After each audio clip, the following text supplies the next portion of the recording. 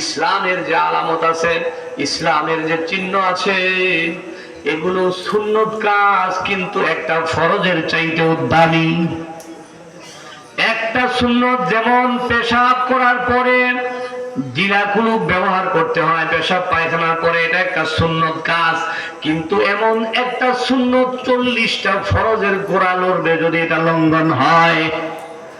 এরকম টুপি আপনার কাছে এটা কিছুই না, একটা সাধারণ জিনিস, কিন্তু জেনে রাখুন এই টুপি যদি অপমানিত হয়, একটা রাষ্ট্র অপমানিত হয়, ওই জাতি অপমানিত হয়, আল্লাহর রাসূল অপমানিত হয়, আল্লাহ অপমানিত হয়ে যায়। আপনার কাছে তো টুপি, কিন্তু এই টুপি তো রাজার পোশাক। সুবহানাল্লাহ বলেন।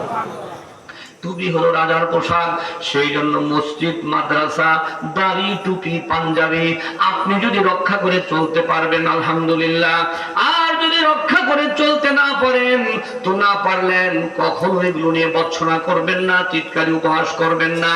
যদি এগুলো করেন জীবনে শেষ হয়ে যাবেন, পৃথিবীতে কেউ আপনাকে আর রক্ষা করতে পারবে না। বলুন নাউজুবিল্লাহ। একটু জিকির করেন লা ইলাহা ইল্লাল্লাহ।